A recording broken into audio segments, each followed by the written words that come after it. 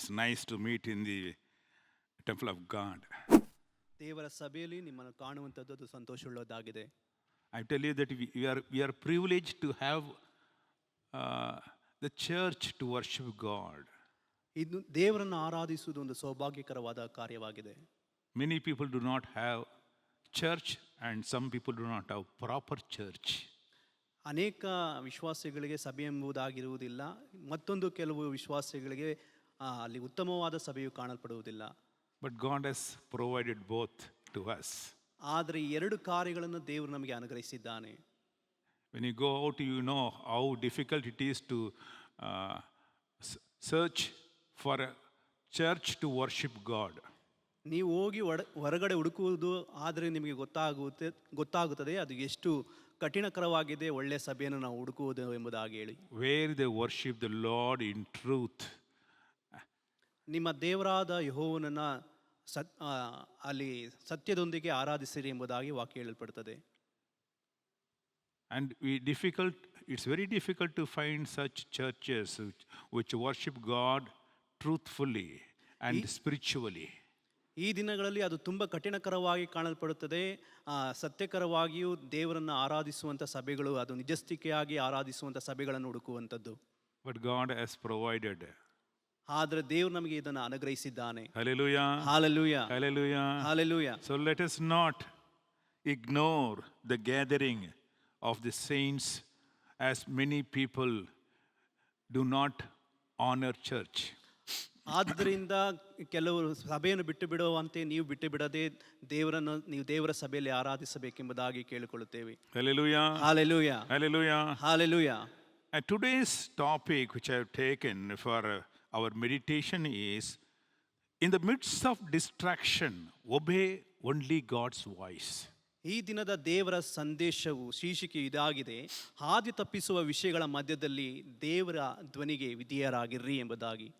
We have lot of distraction in our daily lives. ನಮ್ಮ ಅನುದಿನದ ಚಟುವಟಿಕೆಗಳಲ್ಲಿ ಅನೇಕ ರೀತಿಯಾದ ಅಲ್ಲಿ ತೊಂದರೆಗಳು ಉಂಟಾಗುತ್ತದೆ. When we start our journey, we are distracted by many things.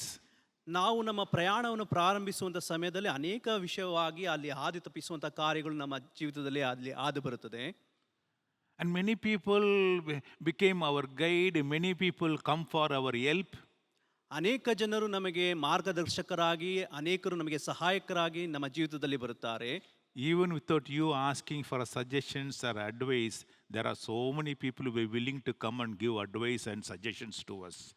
ಈ ದಿನದಲ್ಲಿಯೂ ನಾವು ಕೇಳುವಂಥ ಸಮಯದಲ್ಲಿ ನಮಗೆ ಅಲ್ಲಿ ಬುದ್ಧಿ ಹೇಳುವಂಥವರು ಅನೇಕರು ನಮ್ಮ ಜೀವಿತದಲ್ಲಿ, ಆಲೋಚನೆ ಹೇಳುವಂಥವ್ರು ನಮ್ಮ ಜೀವಿತದಲ್ಲಿ ಆದು ಬರುತ್ತಾರೆ. So normally, even if we know the route, but still if somebody comes and suggests something else, we get distracted. ಅಲ್ಲಿ ನಮ್ಮ ಜೀವಿತದಲ್ಲಿ ನಮ್ಮ ಆಲೋಚನೆಗಳನ್ನು ಹೇಳುವುದಕ್ಕೆ ಬರುವಂಥವರು ಆ ಹೇಳುವಂಥ ಆಲೋಚನೆ ಮುಖಾಂತರವಾಗಿ ನಾವು ಅನೇಕ ಸಾರಿ ನಮ್ಮ ದಾರಿ ತಪ್ಪುವವರಾಗಿ ಕಾಣಲ್ಪಡುತ್ತೇವೆ. We know where to go and we know we have the instructions how to do, but someone else comes in our lives and tells, hey, you do like this, you do like that, we get distracted. ನಮ್ಮ ಜೀವಿತದಲ್ಲಿಯೂ ಸಹ ನಮಗೆ ಅನೇಕ ರೀತಿಯಾದ ಆಜ್ಞೆಗಳು ನಮ್ಮ ಜೀವಿತದಲ್ಲಿ ಇದ್ದರೂ ಸಹ ನಾವು ಬೇರೆಯವರು ಹೇಳ್ತಾರೆ ಈ ರೀತಿಯಾಗಿ ಮಾಡಿರಿ, ಆ ರೀತಿಯಾಗಿ ಮಾಡಿರಿ ಎಂಬುದಾಗಿ ಹೇಳುವಂಥ ಸಮಯದಲ್ಲಿ ನಾವು ಹಾದಿ ತಪ್ಪುವವರಾಗಿ ಕಾಣಲ್ಪಡುತ್ತೇವೆ. Correct. Many times we yield to somebody's suggestions, advice, thinking that they are better off. ಅನೇಕ ಸಮಯದಲ್ಲಿ ನಾವು ಸಲಹೆಗಳನ್ನು ಕೇಳುವುದಕ್ಕೆ ಹೋಗುತ್ತೇವೆ. ಇವರು ಉತ್ತಮವಾಗಿ ಈ ರೀತಿಯಾದ ಕಾರ್ಯಗಳನ್ನು ನಮಗೆ ಹೇಳ್ತಾರೆ, ಒಳ್ಳೆಯ ಆಲೋಚನೆಗಳನ್ನು ನಮಗೆ ಹೇಳ್ತಾರೆ ಎಂಬುದಾಗಿ ಹೇಳಿ ನಾವು ಅವರ ಬಳಿಯಲ್ಲಿ ಹಂಚಿಕೊಳ್ಳುತ್ತೇವೆ. But one thing I just want to remind you today is, in the midst of distraction, whatever the distraction, whatever the advice, whatever the things come in your way, listen to the voice of God. ಆದರೆ ಈ ದಿನದಲ್ಲಿ ನಾನು ನಿಮ್ಮನ್ನು ನೆನಪಿಸಿರುವಂಥ ಕಾರ್ಯಗಳು ಅನೇಕ ರೀತಿಯಾಗಿ ಈ ರೀತಿಯಾಗಿ ಹಾದಿ ತಪ್ಪುವಂಥ ವಿಷಯಗಳಲ್ಲಿ ನೀವು ದೇವರ ಧ್ವನಿಗೆ ವಿಧೇಯರಾಗಿ ಎಂಬುದಾಗಿ ಹೇಳಿ. So I just want to take one reference from Bible. ನಾನು ಆದ್ದರಿಂದ ಸತ್ಯವೇದದಿಂದ ಒಂದು ಭಾಗವು ನಿಮಗೋಸ್ಕರವಾಗಿ ನೆನಪಿಸುತ್ತೇನೆ. That happened in the creation time itself. In Genesis chapter 2 verse 15, God gives instruction to Adam how he should lead his life. ಅಲ್ಲಿ ಆದಿಕಾಂಡ ಬರೆದ ಪತ್ರಿಕೆ 2ನೇ ಅಧ್ಯಾಯದಲ್ಲಿ ಈ ರೀತಿಯಾಗಿದೆ, ದೇವರು ಆದಾಮನಿಗೆ ಯಾವ ರೀತಿಯಾಗಿ ಆತನು ಆ, ಮುಂದುವರಿಯಬೇಕೆಂಬಂತ ಒಂದು ಆಜ್ಞೆಯನ್ನು ದೇವರು ಆದಾಮನಿಗೆ ಕೊಡುತ್ತಾನೆ. What he should do, what he should not do, God instructs. ಏನನ್ನು ಮಾಡಬೇಕು ಏನನ್ನು ಮಾಡಬಾರದು ಎಂಬುದಾಗಿ ಹೇಳಿ ಒಂದು ಆಜ್ಞೆಯನ್ನು ದೇವರು ಅವರಿಗೆ ಕೊಡುತ್ತಾರೆ. So it's very clear to Adam in his life what he should do and what he should not do. ಅಲ್ಲಿ ಅಲ್ಲಿ ಅಲ್ಲಿ ಕ್ಲಿಯರ್ ಆಗಿ ಅಂದರೆ ಅದು ಆದಾಮನಿಗೆ ಸ್ಪಷ್ಟವಾಗಿ ಹೇಳಲ್ಪಡುತ್ತದೆ, ನೀನು ಏನನ್ನು ಮಾಡಬೇಕು ನೀನು ಏನನ್ನು ಮಾಡಬಾರದು ಎಂಬುದಾಗಿ ಹೇಳಿ ದೇವರಿಂದ ಒಂದು ಆಜ್ಞೆ ಹೊರಟು ಬರುತ್ತದೆ. In that situation, this someone else comes into their lives and gives advice. ಆ ಪರಿಸ್ಥಿತಿಯಲ್ಲಿ ಮತ್ತೊಬ್ಬರು ಅವರ ಜೀವಿತದಲ್ಲಿ ಪ್ರವೇಶ ಮಾಡಿ ಅವರಿಗೆ ಒಂದು ಆಲೋಚನೆಯನ್ನು ಹೇಳುತ್ತಾರೆ. Why don't you do like this? ಯಾಕೆ ನೀನು ಈ ರೀತಿಯಾಗಿ ಮಾಡಬಾರದು? See, many times, we know what to do, but someone else come and distract us and tell us this is the best way to do it. Why don't you do it? ನಮಗೆ ಚೆನ್ನಾಗಿ ಗೊತ್ತು ನಾವು ಇದೇ ರೀತಿಯಾದ ಕಾರ್ಯಗಳು ಮಾಡಬೇಕೆಂಬುದಾಗಿ ಹೇಳಿ, ಆದರೆ ಕೆಲವರು ಬಂದು ನಮ್ಮ ಜೀವಿತದಲ್ಲಿ ನೀನು ಯಾಕೆ ಈ ರೀತಿಯಾಗಿ ಮಾಡಬಾರದು ಎಂಬುದಾಗಿ ಹೇಳುವಂಥ ಸಮಯದಲ್ಲಿ ಅದಕ್ಕೆ ಗಮನ ಕೊಡುವಂಥವರಾಗಿ ಕಾಣಲ್ಪಡುತ್ತೇವೆ. So what we do is, see, we yield to them. We start listening to them. Yes. Okay, you speak, let me listen. And if it is good, then I will apply it in my life. All that we do. ನಾವು ಅವರು ಹೇಳುವಂಥ ಕಾರ್ಯಗಳನ್ನು ನಾವು ಗಮನವಿಟ್ಟು ಕೇಳುವುದಕ್ಕೆ ಅದು ನಾವು ಪ್ರಯಾಸ ಪಡುತ್ತೇವೆ. ಅದು ಮಾತ್ರವಲ್ಲದೆ ನಾವು ಅದು ಒಳ್ಳೆಯ ವಿಷಯವಾಗಿರುವುದಾದರೆ ನಾನು ಅದನ್ನು ನನ್ನ ಜೀವಿತದಲ್ಲಿ ಅಳವಡಿಸ್ಕೊಳ್ತೀನಿ ಎಂಬುದಾಗಿ ಹೇಳಿ ನಮ್ಮನ್ನೇ ನಾವೇನು ಮಾಡ್ತೀವಿ ಅದಕ್ಕೆ ಮಾರು ಹೋಗುತ್ತೇವೆ. So we read here in the Bible is Genesis 2:15, Lord God took man and put him in the Garden of Eden to tend and to keep it. God has given you a job. This is your job. This is what you have to do. And he said, how to do? God put him in Eden, a nice paradise, and told him, commanded the man saying, of every tree of garden you may freely eat. But there is one tree which is a tree of knowledge and good. Knowledge of good and evil, that you should not eat. And he also tells what happens if you do. You see here, God tells what you should do, what you should not do. If you do the things which I told you not to do, this is what going to happen to you. That also he tells. ಇಲ್ಲಿ ನೋಡಿರಿ, ಅಲ್ಲಿ ಆದಿಕಾಂಡ ಬರೆದ ಪತ್ರಿಕೆಯಲ್ಲಿ ಈ ರೀತಿಯಾಗಿ ಹೇಳ್ತದೆ, ಯೆಹೋವ ದೇವರು ಆ ಮನುಷ್ಯನನ್ನು ಕರ್ಕೊಂಡು ಹೋಗಿ ಏದೇನ್ ತೋಟವನ್ನು ವ್ಯವಸಾಯ ಮಾಡುವುದಕ್ಕೆ ಕಾಯುವುದಕ್ಕೆ ಅದರಲ್ಲಿ ಇಟ್ಟನು. ಇದಲ್ಲದೆ ಯೆಹೋವ ದೇವರು ಆ ಮನುಷ್ಯನಿಗೆ, ನೀನು ತೋಟದಲ್ಲಿರುವ ಎಲ್ಲ ಮರಗಳ ಹಣ್ಣುಗಳನ್ನು ಯಥೇಚ್ಛವಾಗಿ ತಿನ್ನಬಹುದೆಂಬುದಾಗಿ ಹೇಳ್ತಾರೆ.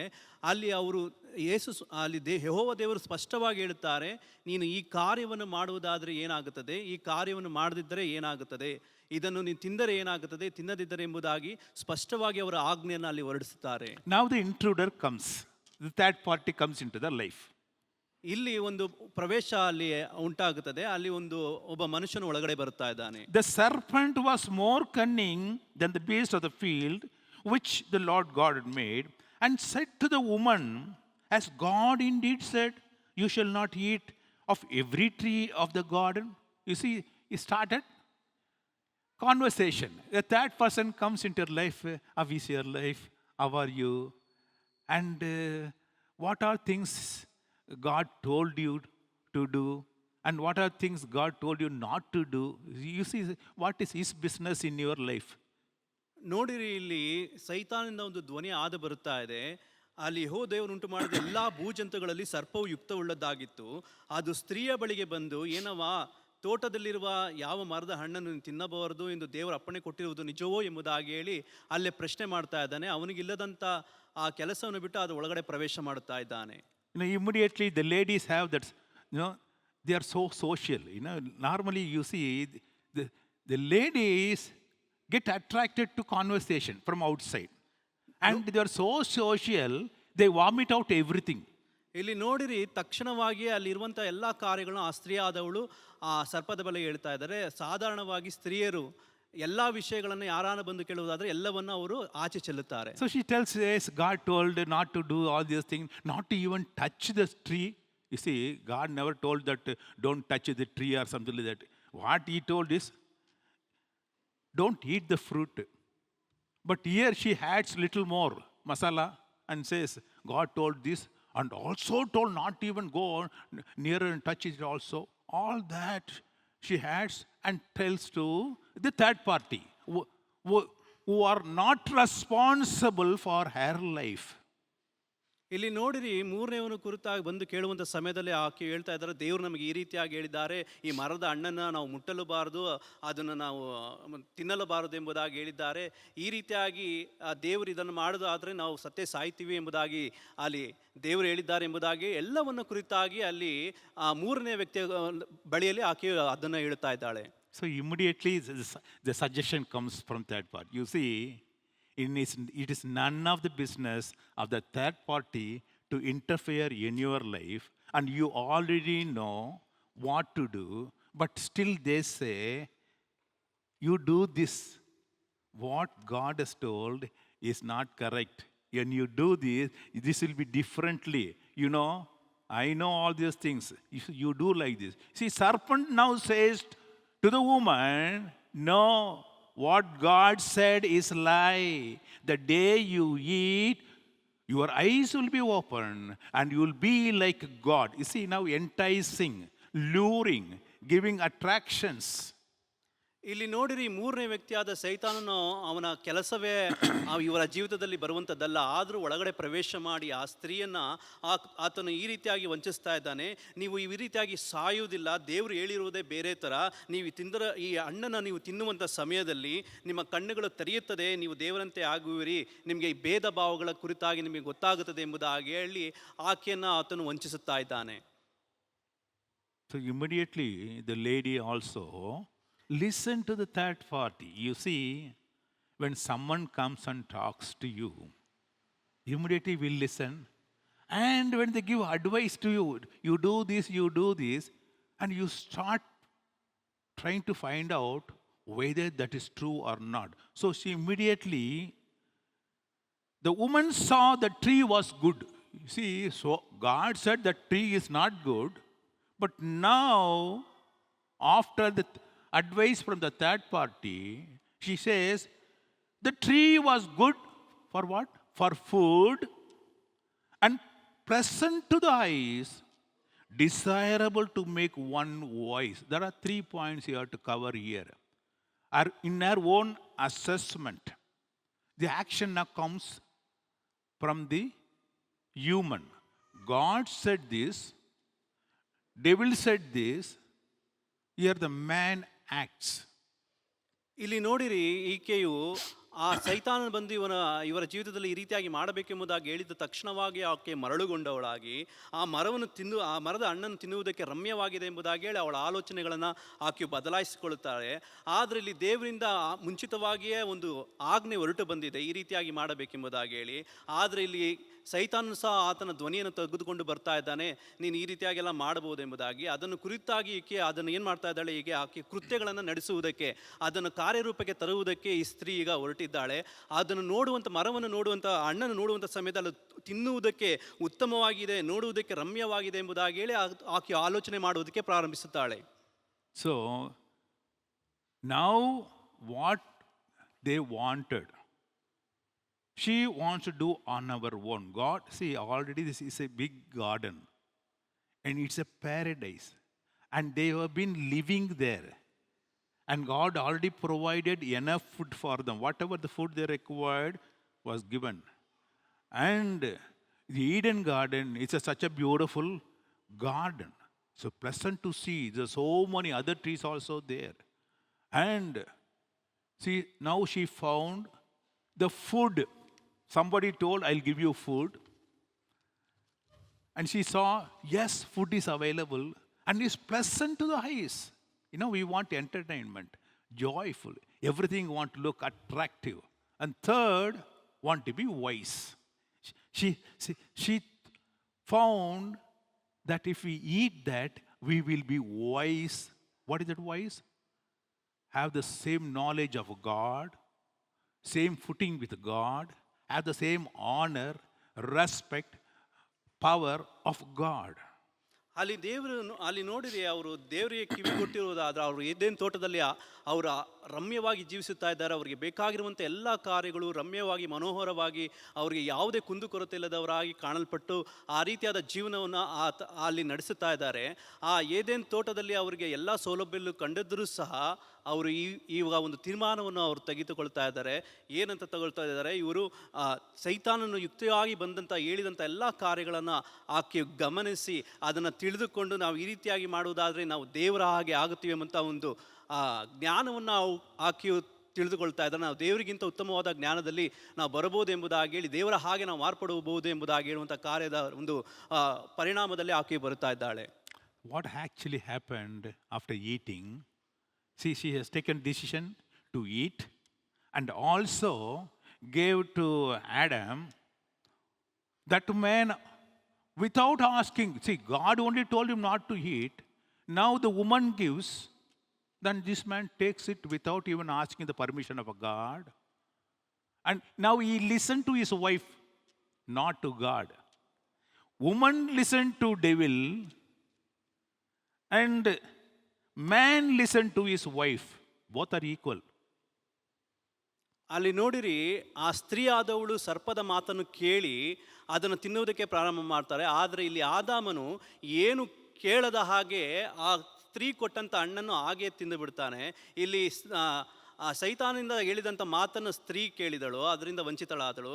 ಇಲ್ಲಿ ಆದಾಮನು ಏನು ಹೇಳದೆ ಅವನು ವಂಚಿತನಾಗಿ ಅಲ್ಲಿ ಕಾಣಲ್ಪಡ್ತಾ ಇದ್ದಾನೆ. ಹೇಳಿದವನಾಗಿ ಅಲ್ಲ, ಏನು ಕೇಳದವನಾಗಿ. ಹೆಂಡತಿ ಮಾತೆ ಕೇಳಿ ಹೆಂಡತಿ ಮಾತನ್ನ ಅದೇ ಕೇಳಿ, ಅದೇ ಇಂಪಾರ್ಟೆಂಟು. ದೇವ್ರ ಮಾತಲ್ಲ ಇವನ್ ಕೇಳಿದು, ಹೆಂಡತಿ ಮಾತು ಕೇಳಿದ. ಅದು ಒಂದೇ. ಈಗ ದೆವ್ವನೋ ಹೆಂಡತಿಯೋ ಒಂದಾಗಿದ್ದಾರೆ. ಅರ್ಥ ಆಯ್ತಾ? If you don't listen to God other than God's voice, in your distraction, in your diversion, when you are in confusion, when you are in distracted, hello, don't even listen to your wife, not to anyone, only to God, God, God alone. ನೀನು ಆದಿ ತಪ್ಪಿರುವಂಥ ಸಮಯಗಳಲ್ಲಿ, ನೀನು ಕಷ್ಟಗಳಲ್ಲಿ ಸಮಸ್ಯೆಗಳಲ್ಲಿ ಕಾಣಲ್ಪಡುವಂಥ ಸಮಯಗಳಲ್ಲಿ ನಿನ್ನ ಒಂದೇ ಒಂದು ಧ್ವನಿ ಕೇಳಬೇಕು. ಅದು ದೇವರ ಧ್ವನಿ ಮಾತ್ರ ಕೇಳಬೇಕು. ಅದು ಹೆಂಡತಿಯ ಶಬ್ದವಲ್ಲ, ಮತ್ತೊಬ್ಬರ ಶಬ್ದವಲ್ಲ, ಯಾರ ಶಬ್ದವಲ್ಲ. ನೀವು ದೇವರ ಮಾತಿಗೆ, ಆಗಲೇ ದೇವರಿಂದ ಆಜ್ಞೆ ಬಂದಿರುವಂಥ ಆಜ್ಞೆಗೆ ನೀವು ವಿಧೇಯರಾಗಿ ಕಾಣಲ್ಪಡಬೇಕು. Hallelujah. Hallelujah. Hallelujah. Hallelujah. The only voice you have to hear when you are distracted, when someone disturbs your life, when something confusion come in your life, is neither husband nor wife, nor children, nor relatives, nor the known people. Only God's voice you have to hear. ನಿಮಗೆ ನಿಮ್ಮ ಜೀವಿತದಲ್ಲಿ ಕನ್ಫ್ಯೂಷನ್ಗಳು ಇಲ್ಲ ತೊಂದರೆಗಳು ಏನೋ ಸಮಸ್ಯೆಗಳು ಬಂದಿರುವಂಥ ಸಮಯದಲ್ಲಿ ನಿಮ್ಮ ಹೆಂಡತಿಯ ಮಾತನ್ನಾಗಲಿ, ನಿಮ್ಮ ತಂದೆ ತಾಯಿಗಳ ಮಾತಾಗಲಿ, ಮಕ್ಕಳ ಮಾತಾಗಲಿ, ಸಂಬಂಧಿಕರ ಮಾತುಗಳನ್ನಾಗಲಿ ಕೇಳದೆ ನೀವು ದೇವರ ಮಾತನ್ನು ಮಾತ್ರ ನೀವು ಕೇಳಬೇಕಾಗಿ ಕಾಣಲ್ಪಡ್ತಾ ಇದೆ. Hallelujah. Hallelujah. Hallelujah. Hallelujah. See, immediately, see, after eating, both of them ate jolly well. Must have been a tasty fruit. Must have ate very well. And what they found is, they become naked, it seems. Earlier also they were naked. Now they found themselves naked. ನೋಡಿರಿ, ಅಲ್ಲಿ ರಮ್ಯವಾದ ಹಣ್ಣನ್ನು ತಿಂದಿದ್ದ ತಕ್ಷಣವಾಗಿ ಅವರು ಒಳ್ಳೆ ಸಿಹಿಕರವಾದ ಹಣ್ಣನ್ನು ತಿಂದಿದ ತಕ್ಷಣ ಅವರಿಗೆ ಗೊತ್ತಾಯಿತು ನಾವು ಬೆತ್ತಲೆ ಆಗಿದ್ದೇವೆ ಎಂಬುದಾಗಿ. ಆದರೆ ಇವರು ಇದಕ್ಕಿಂತ ಮುಂಚಿತವಾಗಿ ಅವರು ಬೆತ್ತಲೆ ಆಗಿ ಇದ್ದರು ಎಂಬುದಾಗಿ ಅವರು ಅರ್ಥಿರಲಿಲ್ಲ. So what now got revealed is their shame. ಅಲ್ಲಿ Not beauty, not attractive. See, immediately she said it was be, pleasing to the eyes. Now they themselves become not pleasing to each other. They covered themselves. ಅಲ್ಲಿ ನೋಡಿರಿ, ಅವರು ಅವಮಾನಕರವಾಗಿದ್ದಾರೆ ಎಂಬುದಾಗಿ ಹೇಳಿ ದೇವರು ಅಲ್ಲಿ ಅದನ್ನು ಮರೆಮಾಚಿದ್ದರು. ಆದರೆ ಇವರು ಆ ಹಣ್ಣನ್ನು ತಿಂದಿದ ತಕ್ಷಣವಾಗಿ ಅವ್ರಿಗೆ ಏನನ್ನಿಸ್ತು, ನಾವು ಬೆತ್ತಲೆ ಆಗಿದ್ದೇವೆ ಎಂಬುದಾಗಿ ಹೇಳಿ ತಮ್ಮನ್ನು ತಾವು ಮರೆಮಾಚಿಕೊಳ್ಳುವುದಕ್ಕೆ ಪ್ರಾರಂಭಿಸಿದರು. ಒಬ್ಬರು ನೋಡದವರಾಗಿ ಕಾಣಲ್ಪಟ್ಟರು. Hallelujah. Hallelujah. Hallelujah. Hallelujah. See, when you don't, if we disobey God, you will be put into shame. ನೀವು ದೇವರಿಗೆ ಅವಿದ್ಯರಾದರೆ ದೇವರು ನಿಮಗೆ ಅವಮಾನಕ್ಕೆ ಒಳಪಡಿಸುತ್ತಾನೆ. ದೇವರಲ್ಲ. ನೀವು ದೇವ್ರ ಮಾತು ಕೇಳದೆ ಹೋದರೆ ಅವಮಾನಕ್ಕೆ ನೀನೇ ಒಳಗಾಗ್ತೀಯ. ಅರ್ಥ ಮಾಡ್ಕೊಂಡು ಮಾತಾಡು. ಹಲ್ಲೆಲೂಯಾ. ಹಾಲೆಲೂಯಾ. ದೇವ್ರು ಹಾಕಿದಲ್ಲ. ದೇವ್ರು already informed. God has already told. If you, the day you eat, you will have this. God already told, warned. So ಇದು ಈ ಕಷ್ಟಗಳು, ಈ ಅವಮಾನಗಳು, ಈ ಕಾರ್ಯಗಳು ಯಾರು ಕೊಂಡು ತಂದದ್ದು? ಅವರೇ. ಅರ್ಥ ಆಯ್ತಾ? They themselves brought shame in their lives. And because of that, there are major damage, loss in their life. The first one, there are three people God punished. First person is devil. Correct? First person cheated them, so God punished that person. So we are not going to bother about the devil. Why should we bother about the devil? ಮೊದಲನೇದಾಗಿ ಅಲ್ಲಿ punishment ಕೊಟ್ಟಿದ್ದು ದೇವರು ಆ ಸೈತಾನನಿಗೆ. ನಾವು ಸೈತಾನನ ಕುರಿತಾಗಿ ಇಲ್ಲಿ ಯೋಚಿಸುವುದು ಬೇಡ. Second, God gave punishment. See the order. Second punishment goes to women. ಎರಡನೇ ಪನಿಷ್ಮೆಂಟ್ ಹೋಗಿದ್ದು ಅದು ಸ್ತ್ರೀಗಾಗಿದೆ. God said to the woman, you see very clearly, God said to the woman individually, whoever makes, that person will receive his punishment or her punishment. ಅಲ್ಲಿ ನೋಡಿರಿ, ದೇವರು ಆ ಸ್ತ್ರೀಗೆ ಆ ಶಿಕ್ಷೆಯನ್ನು ಅಲ್ಲಿ ಕೊಡ್ತಾ ಇದ್ದಾನೆ. ದೇವರು ಅಲ್ಲಿ ಈ ರೀತಿಯಾದ ಶಿಕ್ಷೆಯನ್ನು ಆತನು ಒಪ್ಪಿಸುತ್ತಾ ಇದ್ದಾರೆ. ಅವರಿಗೆ ಒಂದು ಶಿಕ್ಷೆಯನ್ನು ಅವ್ರು ಕೊಡ್ತಾ ಇದ್ದಾರೆ ಈ ರೀತಿಯಾದ ಕಾರ್ಯಗಳಲ್ಲಿ. ಯಾರು ತಪ್ಪು ಮಾಡಿದರೋ ಅವ್ರಿಗೆ ದೇವರು ಶಿಕ್ಷೆ ಕೊಡುತ್ತಾರೆ. ದ ಪನಿಷ್ಮೆಂಟ್ ಬಂದೇ ಬರ್ತದೆ, ಅದು ಯಾರಾಗಿ ಇರಲಿ. ದ ಫಸ್ಟ್ ಪನಿಷ್ಮೆಂಟ್ ಸೈತಾನ್ಗೆ ಹೋಯಿತು. ದ ಸೆಕೆಂಡ್ ಪನಿಷ್ಮೆಂಟ್ ಯಾರಿಗೆ ಬರಬೇಕು? ವುಮನ್ಗೆ. ಈಗ ದೇವ್ರು ಹೇಳ್ತಾರೆ, he said woman, I will greatly multiply your sorrow and your conception. ನಿನ್ನ ದುಃಖ ಯಾರು ನೋಡ್ರಿ, because she made the blunder of not listening to God in the midst of distraction, the sorrow comes in her lives. And delivery pain. Why today ladies are having delivery pain? It is a curse of what? Her own mistakes. Not listen to God's voice. And your consumption. In pain you shall bring forth the children. That's why ladies, hello, whatever this thing you do, as long as the world exists, there will be a delivery pain for the ladies. ಅಲ್ಲಿ ನೋಡಿ, ದೇವರು ಆ ಸ್ತ್ರೀಯ ಮೇಲೆ ಆ ಒಂದು ಶಿಕ್ಷೆಯನ್ನು ಬರಮಾಡಿಸ್ತಾ ಇದ್ದಾರೆ. ಅದು ಯಾವ ರೀತಿಯಾದ ಶಿಕ್ಷೆ ಆಗಿದೆ?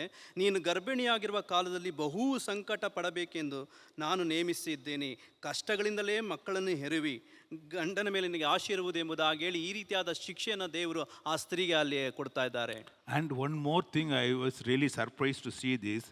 That time only God tells that woman, now you, no more you take a decision.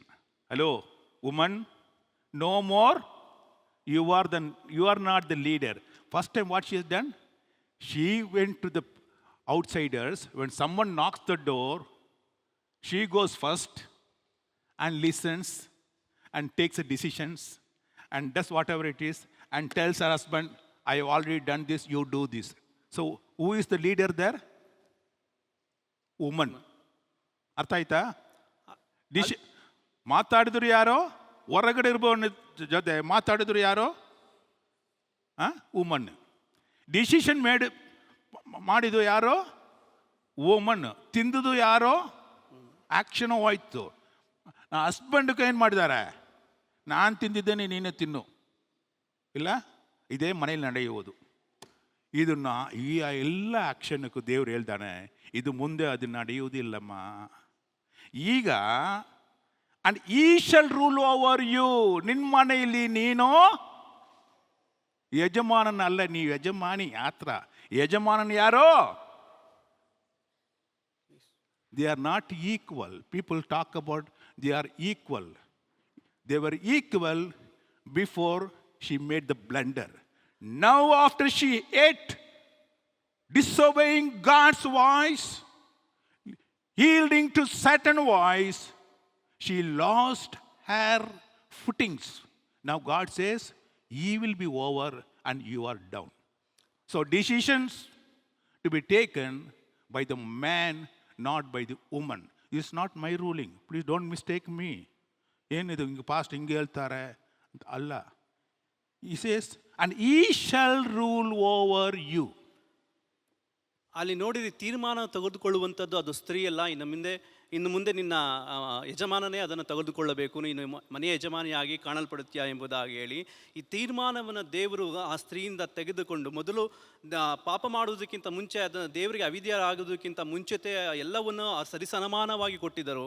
ಆದರೆ ಪಾಪ ಮಾಡಿದ ನಂತರವಾಗಿ ಆ ಸರಿಸಮಾನತೆಯನ್ನು ತೆಗೆದುಬಿಟ್ಟು ನೀನು ಇನ್ನು ಮುಂದೆ ನಿನ್ನ ಗಂಡನ ಹೇಳುವುದನ್ನು ನೀನು ಕೇಳಬೇಕು, ನಿನ್ನ ತೀರ್ಮಾನ ನೀನು ತೆಗೆದುಕೊಳ್ಳಬಾರದು ಎಂಬುದಾಗಿ ಹೇಳಿ ಇಲ್ಲಿ ದೇವರು ಆಜ್ಞೆಯನ್ನು ಕೊಡ್ತಾ ಇದ್ದಾರೆ. ಇದು ಯಾರು ಮಾಡಿದ್ದು? ವುಮನ್. ಇಲ್ಲ, ನೋಡು, ಅವರೇ ತಪ್ಪು ಮಾಡಿ ಈಗ ನಾನು ಅಡಿಮೆ ಆಗಿದ್ದೀನಿ, ನನ್ನ ಇಲ್ಲ ಅದು ಯಾರು ಒಪ್ಕೊಳ್ತಾರ? ಲೇಡೀಸ್ಗಳು ಇಲ್ಲ, ಎಲ್ಲರೂ ಇರಿ ಈಕ್ವಲ್ ರೀ. ನಾವು ಎಲ್ಲ ಹಲೋ ಈಕ್ವಲ ಇರಿ, ನಾನು ಇಲ್ಲ ಅಂತಲ್ಲ, ಎಲ್ಲ ಕಾರ್ಯದಲ್ಲೂ equal. But the ruler is man. ಅಲ್ಲಿ ನೀವು ಎಲ್ಲದರಲ್ಲೂ ಸರಿಸಮಾನವಾಗಿರ್ರಿ. ಕಷ್ಟ ಆಗ್ತದೆ ನಮ್ಮ ಇವ್ರಿಗೆ. ನೀವು ಎಲ್ಲ ಇದರಲ್ಲಿ ಸರಿಸಮಾನವಾಗಿರ್ರಿ, ಆದರೆ ನಿಮ್ಮನ್ನು ಆಳುವಂಥವನು ನಿಮ್ಮ ಯಜಮಾನನಾಗಿ ಕಾಣಲ್ಪಡುತ್ತಾನೆ. ಸೆಕೆಂಡ್, ಈ turn to Adam now. Hello Adam, now because you are listened. See, God very clearly says, He said to God, because you have heeded the voice of your wife, not my voice, heeded to your wife, you have eaten from the tree which I commanded not to do. Cursed is the ground of your sake. Toil you shall eat all of it. Henceforth, my dear friend, you have to work. You have to work for your food. ಇಲ್ಲಿ ಈಗ ಆದಾಮನಿಗೆ ಶಿಕ್ಷೆಯನ್ನು ಕೊಡ್ತಾ ಇದ್ದಾರೆ. ನೀನು ನಿನ್ನ ಜೀವನ ಆಧಾರಕ್ಕೆ ನೀನು ಕಷ್ಟವನ್ನು ಪಡಬೇಕು. ನೀನು ಈ ತಪ್ಪನ್ನು ಆದಾಮನು ಈ ರೀತಿಯಾದ ತಪ್ಪನ್ನು ಮಾಡಿದ್ರಿಂದ ಇನ್ನು ಮುಂದೆ ನೀನು ಈ ರೀತಿಯಾದ ಕಷ್ಟಗಳಿಗೆ ಒಳಗಾಗತ್ತೆ ಎಂಬುದಾಗಿ ಆದಾಮನಿಗೆ ಒಂದು ಶಿಕ್ಷೆಯನ್ನು ಕೊಡ್ತಾ ಇದ್ದಾರೆ. ಸೊ ಏರ್ನಿಂಗ್ ಮೆಂಬರ್ ಯಾರು ಮನೆಯಲ್ಲಿ? ಇಲ್ಲಿ ಸಂಪಾದಿಸುವಂಥವ್ರು ಯಾರು ಮನೆಯಲ್ಲಿ? ಬೆಳಿಗ್ಗೆ ಎದ್ದು ನಾವು ಹೋಗಬೇಕು, ಸಾಯಂಕಾಲ ನೈಟ್ 12 ಗಂಟೆಗೆ ಬರಬೇಕು. ಇಷ್ಟು ಕಷ್ಟಪಡ್ತಾ ಇದ್ದೀನಿ ಈ ಮನೆಗೋಸ್ಕರ, ಈ ಹೆಂಡತಿ ಮಕ್ಕಳಿಗೋಸ್ಕರ. ಅದು ನೀವು ಮಾಡಿದ ತಪ್ಪು. ಯಾರ್ದು ತಪ್ಪು? ನೀವು ಹೆಂಡತಿ ಮಾತು ಕೇಳಿದ್ರಿಂದ ಇದು ದೇವರು ಕೊಟ್ಟ ಖಾಲಿ ಬೆದ್ದೆ ಹೋಗ್ಬೇಕು, ನೀವು ಮಾಡಲೇಬೇಕಪ್ಪ. ಊಟ ಯಾರ್ದು? ಊಟ ಯಾರು ಕೊಡಬೇಕು? ನಾವು ಮನೇಲಿ ಕೂತ್ಕೊಳ್ತೀನಿ, ಆರಾಮ ನೀವು ಹೋಗಿ ಕೆಲಸ ಮಾಡ್ಕೊಂಡು ಬಂದು ಹಣ ಕೊಡು ಅಂದ್ರೆ ಆಗಲ್ಲ. Hello, it is your duty to go on earn. That's what God says. But it's not easy. You have to toil because the ground is also cursed. You have to till your things and put manure, put water, everything. Earlier it was just coming just like that. Now you work. ಬೆಳಿಗ್ಗೆ ಅವ್ರು ಹೇಳಿದ್ರು, ಬೆಳಿಗ್ಗೆ ಹೋದ್ರೆ ಸಾಯಂಕಾಲ ಬರ್ತೀವಿ. ಅದು ಅವನು ಹೇಳ್ತಾನೆ, this manager is cursing me, that manager is shouting at me. Yes, because you will listen to your wife, not my voice. So whoever not listening to the God's voice, you will have your ground cursed and you have to toil for your life all through.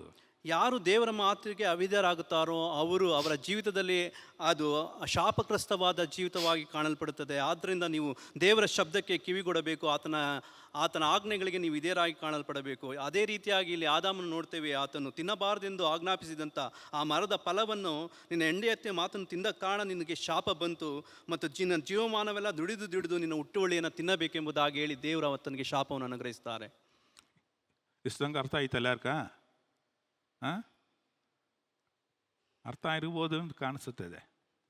First of all ನೋಡಿ, analysis ಅದು ನೋಡೋಣ, ಏನು ಎಲ್ಲಿ ತಪ್ಪು ಬಂತು ಅಂತ. So you have to analyse where the problem comes. First of all ಇದು ನೋಡಿದ್ರೆ you must understand Satan is cunning. ಸೈತಾನು ಯಾರೋ? ಅವ ವಂಚಿಸುವವನು. Is a very very cunning. You must understand outsiders are not interested in your good life. Anybody, outsider people are in what way they are really interested in your life? ಹೊರಗಿನವರು ನಿಮ್ಮ ಜೀವಿತದಲ್ಲಿ ಕುರಿತಾಗಿ ಏನು ಅವರಿಗೆ ಚಿಂತೆ, ಅವರಿಗೆ ಏನು ಆ ಕಾರ್ಯವಾಗಿದೆ ಎಂಬುದಾಗಿ ಹೇಳಿ ಹೊರಗಡೆಯಿಂದ ಬಂದವರು ಮೂರನೇ ವ್ಯಕ್ತಿ. They are always, Satan is cunning and they want to destroy your life. ಸೈತಾನನು ಆತನು ವಂಚಿಸುವವನಾಗಿದ್ದಾನೆ, ನಿನ್ನ ಜೀವಿತವನ್ನು ಆತನು ನಿರ್ಮೂಲ ಮಾಡಬೇಕೆಂಬುದಾಗಲಿ ವಂಚಿಸಿಕೊಂಡೇ ಇರುತ್ತಾನೆ. So that you have to understand in this. ಅದನ್ನು ನೀವು ಚೆನ್ನಾಗಿ ಅರ್ಥ ಮಾಡಿಕೊಳ್ಳಬೇಕು. Second, when someone comes in your life and tells you, you do this, you do this, other than what you already have a manual what to do, you know what to do, and someone comes and tells you do this, you do this, at least what we should do? Go back to God. You should have, they should have gone to God asking. See, someone comes and tells a different directions, gives a different direction, different decisions, different way approach. Is it okay? Should I go or not go? They should have gone back to God, but they didn't go. ಅಲ್ಲಿ ನೋಡಿರಿ, ಬೇರೊಬ್ಬರು ಬಂದು ಈ ಕಾರ್ಯಗಳನ್ನು ನೀನು ಮಾಡು, ಈ ಕಾರ್ಯಗಳನ್ನು ಮಾಡು ಎಂಬುದಾಗಿ ಹೇಳುವಂಥ ಸಮಯದಲ್ಲಿ ಅವರಿಗೆ ಕಿವಿಗೊಡೋದಾಗಿ ಕಾಣಲ್ಪಡದ ಹಾಗೆ ಅವರು ದೇವರ ಬಳಿಗೆ ಹಿಂತಿರುಗಿ ಅಲ್ಲಿ ಕೇಳಬೇಕಾಗಿತ್ತು. ಯಾಕೆಂದರೆ ಆಗಲೇ ದೇವರು ಆಜ್ಞೆಯನ್ನು ಹೊರಡಿಸಿದ್ದಾರೆ, ನೀವು ಈ ರೀತಿಯಾದ ಕಾರ್ಯಗಳನ್ನು ಮಾಡಬೇಕು, ಈ ರೀತಿಯಾದ ಕಾರ್ಯಗಳನ್ನು ಮಾಡಬಾರ್ದು ಎಂಬುದಾಗಿ ಹೇಳಿ. ಆದರೆ ನೀವು ದೇವರಿಗೆ ಹಿಂತಿರುಗಿ ಹೋಗದ ಹಾಗೆ ಮೂರನೇ ವ್ಯಕ್ತಿಯ ಮಾತುಗಳನ್ನು ಕಿವಿಗೊಡುವವರಾಗಿ ಕಾಣಲ್ಪಡುತ್ತೀರಿ. They're not even discussed. The Bible doesn't say both Adam and Eve have discussed this. No, nowhere it's mentioned. ಅವರಿಬ್ಬರು ಸಂಭಾಷಣೆ ಮಾಡಿಕೊಳ್ಳಲೇ ಇಲ್ಲ ಎಂಬುದಾಗಿ ಹೇಳಿ ಸತ್ಯವೇದ ವಾಕ್ಯದಲ್ಲಿ ಹೇಳಲ್ಪಡುತ್ತದೆ. ಮಾಡಿದ್ದಾರೆ ಎಂದ ಇದು ವೇದದಲ್ಲಿ ಇಲ್ಲ.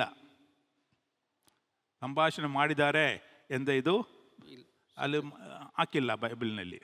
So I assume that they not discuss with each other also. ನಾವು ಈ ರೀತಿಯಾಗಿ ಆಲೋಚಿಸುತ್ತೇವೆ, ಅವರು ಈ ರೀತಿಯಾದ ಸಂಭಾಷಣೆಗಳನ್ನು ಮಾಡಿಕೊಳ್ಳಲಿಲ್ಲ ಎಂಬುದಾಗಿ ಹೇಳಿ. So they neither have discussed nor gone back to God for clarification. If at all, if you have some problems, go back to God. Ask Him clarifications. He will guide you because He is your guide and He is your counselor. ನೀವು ನಿಮ್ಮಲ್ಲಿ ಸಂಭಾಷಣೆ ಮಾಡಿಕೊಳ್ಳಲಿಲ್ಲವೋ ಇಲ್ಲವೋ, ಆದರೆ ದೇವರಿಂದ ನೀವು ಮತ್ತೆ ಹಿಂತಿರುಗಿ ಹೋಗಿ ಕೇಳಿರಿ. ಯಾಕೆಂದರೆ ಆತನ ಆಲೋಚನಾ ಕರ್ತನಾಗಿದ್ದಾನೆ, ಆತನ ನಮ್ಮನ್ನು ದಾರಿ ನಡೆಸುವಂಥ ನಾಯಕನಾಗಿ ಕಾಣಲ್ಪಡ್ತಾ ಇದ್ದಾನೆ. And thirdly, what I find is really stupidity on the part of that woman to believe a Satan, the third party, not the God who created them, provided food, shelter, everything. God has been helping them all through, but she did not believe God, but believed a third party, an unknown person, not known to them at all, no way connected, and started believing that person and ignoring this person, ignoring God. ಇಲ್ಲಿ ನೋಡ್ರಿ, ಇಲ್ಲಿ ಮೂರನೇದಾಗಿ ಅಲ್ಲಿ ಸರ್ವಸೃಷ್ಟಿಕರ್ತನಾದ ದೇವರಿಗಿಂತ ಅಪರಿಚಿತರನ್ನು ನಂಬುವುದಕ್ಕೆ ಅವರು ಪ್ರಾರಂಭ ಮಾಡ್ತಾರೆ. ದೇವರು ಇವರಿಗೆ ಬೇಕಾಗಿರುವಂಥ ಬಟ್ಟೆ ಆಗಿರ್ಬೋದು, ಊಟ ಆಗಿರ್ಬೋದು, ಎಲ್ಲವನ್ನು ಇವರಿಗೆ ಎಲ್ಲವನ್ನು ಅನುಗ್ರಹಿಸಿದ್ದಾರೆ. ಇದನ್ನೆಲ್ಲವನ್ನು ಮರೆತು ಅವರು ಮೂರನೇ ವ್ಯಕ್ತಿಯನ್ನು ನಂಬುವುದಕ್ಕೆ, ಅವರ ಮಾತನ್ನು ಕೇಳುವುದಕ್ಕೆ ಅವರು ಪ್ರಾರಂಭಿಸುತ್ತಾರೆ. We can see, no, our own children. We only brought them into this world. We give everything, their food, shelter, dress, everything. But they believe their friends. They believe the neighbor. They believe that uncle. They believe that this auntie. Everybody they believe except the parents. Have you seen this? ನೋಡಿರಿ, ನಮ್ಮ ಕುಟುಂಬಗಳಲ್ಲಿ ನಮ್ಮ ಮಕ್ಕಳು ಸಹ ನಾವು ಆ ಮಕ್ಕಳಿಗೆ ಬೇಕಾಗಿರುವಂಥ ಊಟ, ಬಟ್ಟೆ, ಅವ್ರಿಗೆ ಬೇಕಾಗಿರುವಂಥ ವಸತಿ ಎಲ್ಲವನ್ನು ಕೊಡುತ್ತೇವೆ. ಆದರೆ ಈ ದಿನಗಳಲ್ಲಿ ಮಕ್ಕಳು ಏನು ಮಾಡ್ತಾರೆ, ಅವರ ಫ್ರೆಂಡ್ಸ್ ಹೇಳುವಂಥ ಮಾತುಗಳನ್ನು ಕೇಳುತ್ತಾರೆ, ಮತ್ತೊಬ್ಬರು ಹೇಳುವಂಥ ಮಾತುಗಳನ್ನು ಹೇಳ್ತಾರೆ, ಆ ಅಂಕಲ್ ಹೇಳಿದ್ದ ಮಾತುಗಳನ್ನು ಕೇಳ್ತಾರೆ, ಈ ರೀತಿಯಾಗಿ ಕೇಳುತ್ತಾರೆ. ಆದರೆ ಮನೆಯಲ್ಲಿ ಹೇಳುವ ಕಾರ್ಯಗಳನ್ನು ಅವರು ಗಮನಿಸಿ ಕೇಳುವುದಿಲ್ಲ. ತಂದೆ ತಾಯಿಗೆ ಹೇಳುವುದು ಅವ್ರಿಗೆ ಸುಳ್ಳಾಗಿ ಅವ್ರಿಗೆ ಕಾಣಿಸ್ತದೆ ಇಲ್ವಾ? ಮತ್ತವರು ಹೇಳುವುದು ನಿಜ. ಎತ್ತವರು ಇಲ್ಲ, they are giving everything, their life they are giving, but they don't believe. Same way even husband and wife. Your husband and wife, they love each other, they provide everything, but they believe someone else, not their wives. They believe someone else, not their husband. Hello? Adam has done the same thing here. Adam and Eve done the same thing. They not believed God. They not listened to the voice of God. When the distraction come, when the confusion come, they listen to someone else other than God. ಅಲ್ಲಿ ನೋಡಿರಿ, ನಮ್ಮ ಜೀವಿತದಲ್ಲಿಯೂ ಸಹ ನಮ್ಮ ಕುಟುಂಬಗಳಲ್ಲಿ ನಮ್ಮ ಮಕ್ಕಳಿಗೋಸ್ಕರವಾಗಿ ನಮ್ಮ ಜೀವವನ್ನೇ ಕೊಡುತ್ತೇವೆ. ಆದರೆ ಅವರು ನಮ್ಮನ್ನು ನಂಬುವುದಿಲ್ಲ. ಅವರು ಸ್ನೇಹಿತರುಗಳನ್ನು ನಂಬಿಕೊಂಡು ಹಾದು ಹೋಗುತ್ತಾರೆ. ಹೆಂಡತಿ ಮತ್ತು ಗಂಡನನ್ನು ತೆಗೆದುಕೊಳ್ಳುವಂಥ ಸಮಯದಲ್ಲಿ ಅವರು ಸಹ ತನ್ನ ಗಂಡನ ಮಾತನ್ನು ಕೇಳುವುದಿಲ್ಲ. ಆದರೆ ಹೊರಗಡೆನವರ ಮಾತನ್ನು ಕೇಳುತ್ತಾರೆ, ಅವರ ಮೇಲೆ ನಂಬಿಕೆ ಇಡುತ್ತಾರೆ, ಅವರ ಮೇಲೆ ಅವರು ಹೇಳುವಂಥ ಎಲ್ಲ ಕಾರ್ಯಗಳನ್ನು ಅವರು ಅದನ್ನು ಅನುಸರಿಸುತ್ತಾರೆ. ಆದರೆ ದೇವರು ಇಲ್ಲಿ ನಮಗೆ ಆ ದೇವರಿಗೆ ನಾವು ವಿಧೇಯರಾಗುವುದಿಲ್ಲ, ದೇವರು ಹೇಳುವಂಥ ಮಾತುಗಳನ್ನು ನಾವು ಕೇಳುವುದಿಲ್ಲ, ದೇವರಿಗೆ ನಾವು ಅವಿಧೇಯರಾಗಿ ನಾವು ಕಾಣಲ್ಪಡುತ್ತೇವೆ. Bible says very clearly in Jeremiah chapter 6 verse 16, thus says the Lord, stand in the ways and see. When you are in the triangle part, when you are in a confusion, when you do not know which path to take in your life, when you are confused, stand in the ways, see various path you see. Ask for the old path. Where is the good way? Walk in it, and you will find rest for your souls. ಇಲ್ಲಿ ಯೆರೆಮೀಯ 6:16 ಹೀಗೆ ಹೇಳುತ್ತದೆ, ಯೆಹೋವನು ಹೀಗೆ ನುಡಿಯುತ್ತಾನೆ, ದಾರಿಗಳು ಕೂಡುವ ಸ್ಥಳದಲ್ಲಿ ನಿಂತುಕೊಂಡು ನೋಡಿ, ಪುರಾತನ ಮಾರ್ಗಗಳು ಯಾವುವು, ಆ ಸನ್ಮಾರ್ಗವು ಎಲ್ಲಿ ಎಂದು ವಿಚಾರಿಸಿ ಅದರಲ್ಲಿ ನಡೆಯಿರಿ ಎಂಬುದಾಗಿ ವಾಕ್ಯ ಹೇಳಲ್ಪಡುತ್ತದೆ. Hallelujah. Hallelujah. Hello, when you are confused, ನೀವು ಕನ್ಫ್ಯೂಷನ್ ಅಲ್ಲಿ ಇರುವಂತ ಸಮಯದಲ್ಲಿ, when someone is forcing you to do certain things, ಕೆಲವೊಬ್ಬರು ಬಂದು ಇದನ್ನು ನೀನು ಮಾಡು ಎಂಬುದಾಗಿ ಬಲವಂತ ಮಾಡುವಂತ ಸಮಯಗಳಲ್ಲಿ, don't do anything in haste. ನೀನು ಅದನ್ನ ಮಾಡಲಿಕ್ಕೆ ಹೋಗಬೇಡ. Stand there. ಅಲ್ಲಿ ನಿಂತುಕೋ. See what various things. Use your brain. God has given you brain. ನಿನ್ನ ಬುದ್ಧಿಯನ್ನು ಅಲ್ಲಿ ಹಾಕು, ನಿನ್ನ ಮೆದುಳಿಗೆ ಕೆಲಸವನ್ನು ಕೊಡು. And he says, ask God. Come back to God. Ask him for clarification, more knowledge, counseling from God. ದೇವರ ಬಳಿ ಹೋಗಿ ದೇವರಲ್ಲಿ ನೀನು ವಿಚಾರಿಸು, ಆತನಲ್ಲಿ ನೀನು ಜ್ಞಾನವನ್ನು ಕೇಳು. Then God will show this is the right path. You walk in it. ಆಗ ದೇವರು ನಿನಗೆ ಒಂದು ಸರಿಯಾದ ಮಾರ್ಗವನ್ನು ಆತನು ತೋರಿಸುತ್ತಾನೆ, ಇದೇ ನಿನಗೆ ಸರಿಯಾದ ಮಾರ್ಗ ಎಂಬುದಾಗಿ ಹೇಳಿ. But Adam and Eve failed in that. ಆದರೆ ಆದಾಮನು ಅವಳು ಅದರಲ್ಲಿ ಅವರು ಫೇಲ್ ಆಗಿ ಕಾಣಲ್ಪಟ್ಟರು. Why? ಯಾಕೆ? The first one attracted them. Bible says good for food. She decided when saw the fruit in the tree, she found that is good for food. So food is important. ಅಲ್ಲಿ ನೋಡಿ ಅದನ್ನ ಹಣ್ಣನ್ನು ನೋಡಿದ ತಕ್ಷಣ ಆಕರ್ಷಣೆಗೊಳಗಾಗುತ್ತಾಳೆ, ಯಾಕಂದ್ರೆ ಅದು ಚೆನ್ನಾಗಿದೆ ತಿನ್ನುವುದಕ್ಕೆ ಎಂಬುದಾಗಿ ಹೇಳಿ. So people are after food, livelihood, business, luxury life. We want food. We want to make money. Money is everybody's now job, money making. So they keep working morning to evening for that work and this work to make money. ಅಲ್ಲಿ ನೋಡಿ, ಆಹಾರಕ್ಕಾಗಿ ಇದು ಒಳ್ಳೆಯದು ಎಂಬುದಾಗಿ ತಿಳಿಸುವುದು ನಮ್ಮ ಜೀವನ ಆಧಾರವಾಗಿರ್ಬೋದು, ಇಲ್ಲ ಉದ್ಯೋಗವಾಗಿರ್ಬೋದು, ವ್ಯಾಪಾರವಾಗಿರ್ಬೋದು, ಇಲ್ಲ ನಾವು ಐಷಾರಾಮಿಯಾಗಿ ಕಾಣಲ್ಪಡಬಹುದು. ನಮಗೆ ಹಣ ಎಂಬುದಾಗಿ ಹೇಳಿ ಅದರಿಂದವೇ ನಾವು ಹಾದು ಹೋಗುವಂಥವರಾಗಿ ಕಾಣಲ್ಪಡುತ್ತೇವೆ. Many people ask, why don't you Come and listen to God's voice on Sundays. Sorry, brother, no time. I am working, from morning to see. Morning I'll go, only night I come. Bible very clearly says, 127, Psalms 127, verse 2 says, it is vain for you to rise up early, my dear, to sit up late. Eat the bread for what? To eat the bread of sorrows. ಇಲ್ಲಿ ನೋಡಿರಿ, ಕೀರ್ತನೆಗಳು 177 2ನೇ ವಾಕ್ಯದಲ್ಲಿ ಈ ರೀತಿಯಾಗಿ ಹೇಳುತ್ತದೆ, ಬೆಳಗಾವುದಕ್ಕಿಂತ ಮುಂಚೆ ಹೇಳುವವರೇ, ಒತ್ತು ಮೀರಿ ಮಲಗುವವರೇ, ನೀವು ಆಹಾರಕ್ಕಾಗಿ ಇಷ್ಟು ಕಷ್ಟಪಡುವುದು ವ್ಯರ್ಥ, ಆತನು ಅದನ್ನು ಪ್ರಿಯರಿಗೆ ನಿದ್ರೆಯಲ್ಲೇ ಕೊಡುತ್ತಾನೆ ಎಂಬುದಾಗಿ ಹೇಳಿ. Hallelujah. Hallelujah. Hallelujah. Hallelujah. Business, all any illegal business.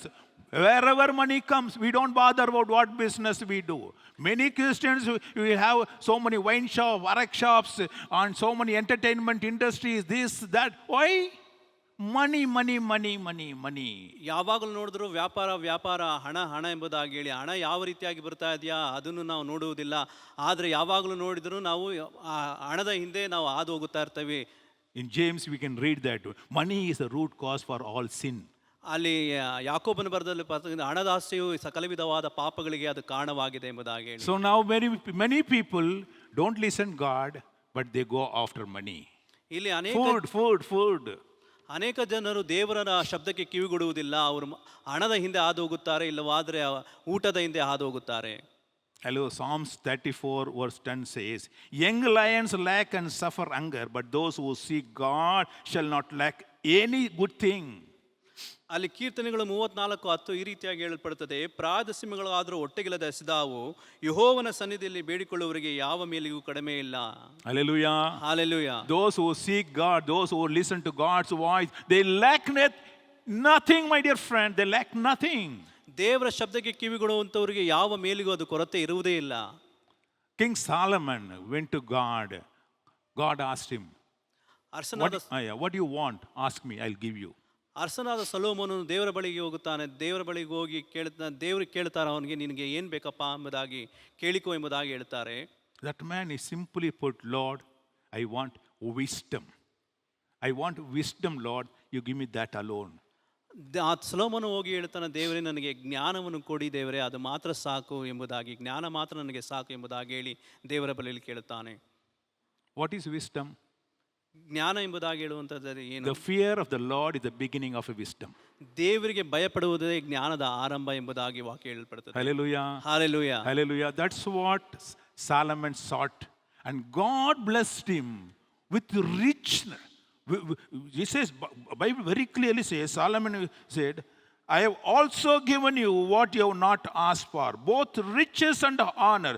1 Kings chapter 3 verse 13 says, 1 Kings chapter 3 verse 13 says, God said, because you asked for wisdom, I am also giving you both riches and honor, so that no one shall be like you.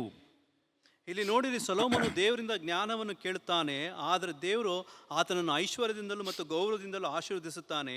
1 ಅರಸುಗಳು 3:13ನೇ ವಾಕ್ಯದಲ್ಲಿ ಈ ರೀತಿಯಾಗಿ ಹೇಳಲ್ಪಡುತ್ತದೆ, ಇದಲ್ಲದೆ ನೀನು ಕೇಳಿದಂಥದ್ದನ್ನು ನಿನಗೆ ಅನುಗ್ರಹಿಸಿದ್ದೀನಿ, ನಿನ್ನ ಜೀವಮಾನದಲ್ಲೆಲ್ಲ ಐಶ್ವರ್ಯದಲ್ಲಿಯೂ ಘನದಲ್ಲಿಯೂ ನಿನಗೆ ಸಮಾನನಾದ ಅರಸನು ಇನ್ನೊಬ್ಬನು ಇರುವುದಿಲ್ಲ ಎಂಬುದಾಗಿ ಆಶೀರ್ವದಿಸುತ್ತಾನೆ. Hallelujah. Hallelujah. When you don't have to run after riches, my dear friend, like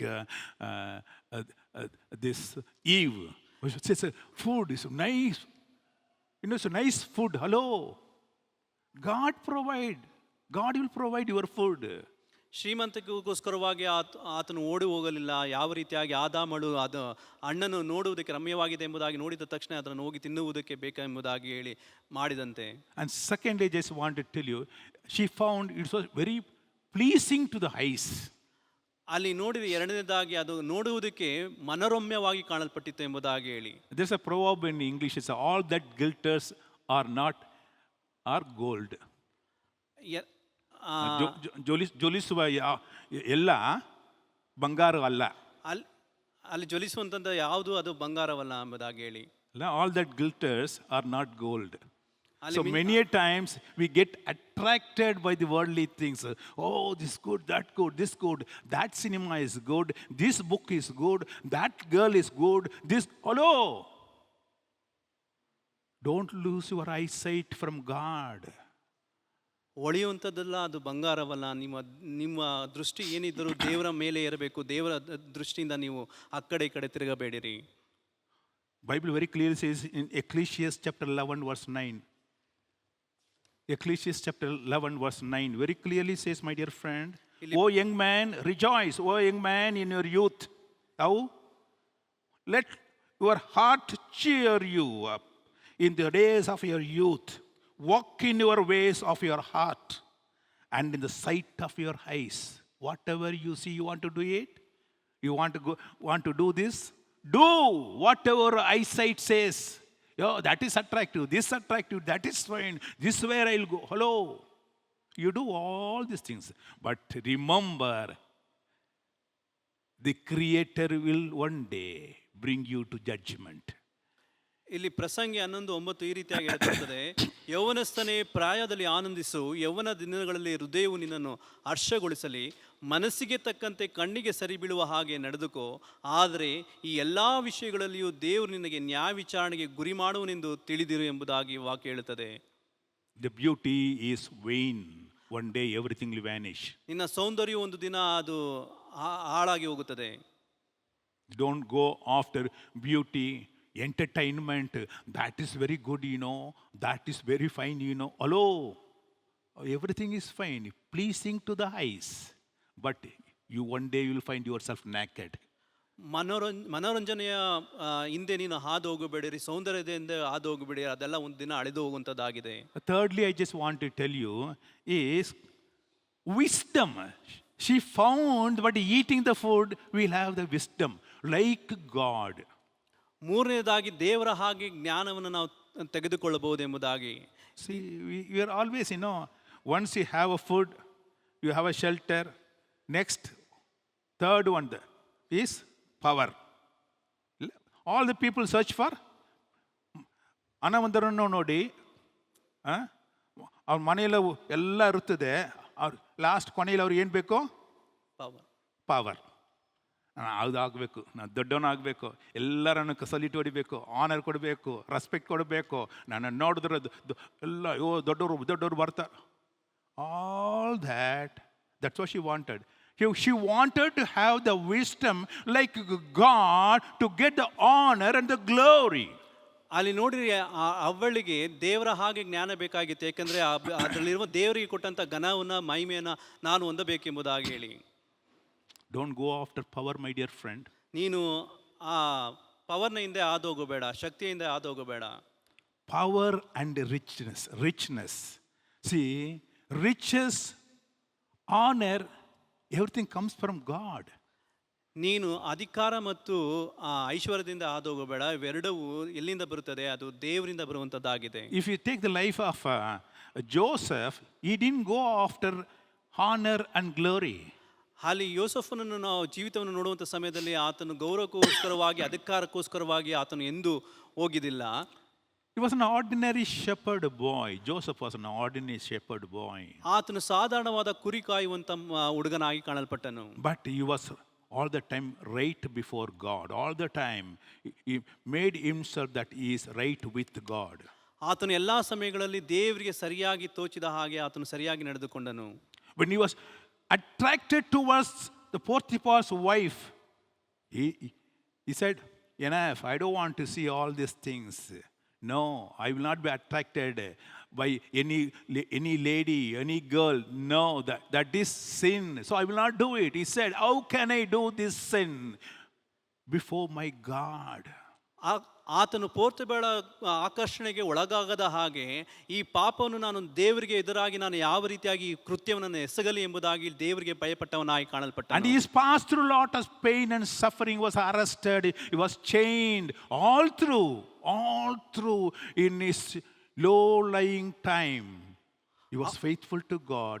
He waited for God to honor him. ಆತನು ತನ್ನ ಎಲ್ಲ ಕಷ್ಟಗಳು, ಬಂಧಿಸಲ್ಪಡುವಂಥ ಸ್ಥಿತಿಗಳು ಆದ ಬಂದರೂ ಸಹ ಆತನು ಅದರ ನಿಮಿತ್ತವಾಗಿ ಆತನು ಅಲ್ಲಿ ಆ ಸಮಯಗಳಲ್ಲಿ ಆತನು ಕಾದುಕೊಂಡಿದ್ದನು. ದೇವರ ಸಮಯಕ್ಕೋಸ್ಕರವಾಗಿ ಆತನು ಕಾದುಕೊಂಡಿದ್ದನು. But many a times we do not have time, we want to rush I want to be great immediately. I want to have this honor. I want to have this riches. Everything I want it immediately. So I'll do everything to go to the top. My dear friend, that is not what God wants. Listen to God. Wait for God. Whatever God says. In this kind of distraction, the worldly distraction comes, listen to the voice of God first. ನಾವು ಮುಂದುವರಿಯಬೇಕೆಂಬುದಾಗಿ ಹೇಳಿ ನಾವು ಏನು ಮಾಡ್ತೀವಿ, ಯಾವುದಕ್ಕೂ ನಾವು ಯೋಚನೆ ಮಾಡಿದವರಾಗಿ ನಾವು ಅದನ್ನು ಮುಂದೆ ಹೋಗಬೇಕೆಂಬುದಾಗಿ ಹೇಳಿ ಈ ದೇವರಿಗೂ ಕಾಯದ ಹಾಗೆ ನಮಗೆ ಇಷ್ಟ ಬಂದಂಗೆ ನಾವು ಹಾದು ಹೋಗೋದಕ್ಕೆ ನಾವು ಪ್ರಾರಂಭ ಮಾಡ್ತೇವೆ. ಆದರೆ ನೀನು ದೇವರ ಸಮಯ ಬರುವವರೆಗೂ ನೀನು ದೇವರಲ್ಲಿ ನೀನು ಕಾದುಕೊಂಡಿರಬೇಕಾಗಿದೆ. Bible very clearly says, First Peter chapter 5 verse 6 says, humble yourself therefore under the mighty hand of a God, that he may exalt you in due time. ಈ 1 ಪೇತ್ರ 5:6 ಈ ರೀತಿಯಾಗಿ ಹೇಳಲ್ಪಡುತ್ತದೆ, ಹೀಗಿರುವುದರಿಂದ ದೇವರ ತ್ರಾಣವುಳ್ಳ ಹಸ್ತದ ಕೆಳಗೆ ನಿಮ್ಮನ್ನು ತಗ್ಗಿಸಿಕೊಳ್ಳಿರಿ, ಆತನು ತಕ್ಕ ಕಾಲದಲ್ಲಿ ನಿಮ್ಮನ್ನು ಮೇಲಕ್ಕೆ ತರುವನು. Hallelujah. Hallelujah. So don't rush up things like Eve. I will take this and eat it and I'll be like God. So I will have the wisdom, I will have the knowledge, I will have the honor. Hello, don't rush. Wait for God. God only can raise you up, give you honor and glory. ಅವಳ ರೀತಿಯಲ್ಲಿ ನೀವು ಆತುರರಾಗಬೇಡಿರಿ, ನೀವು ದೇವರಿಗೋಸ್ಕರವಾಗಿ ಕಾದಿರಿ, ದೇವರ ಸಮಯ ಬರುವವರೆಗೂ ಕಾದಿರಿ. ನಾನು ಇದನ್ನು ಮಾಡಿಬಿಡ್ತೀನಿ ಅದನ್ನು ಮಾಡಿಬಿಡ್ತೀನಿ ಎಂಬುದಾಗಲಿ ಆತುರ ಪಡಬೇಡಿರಿ. Let not food attract you, your business, your job. Don't get attracted towards that God will provide everything.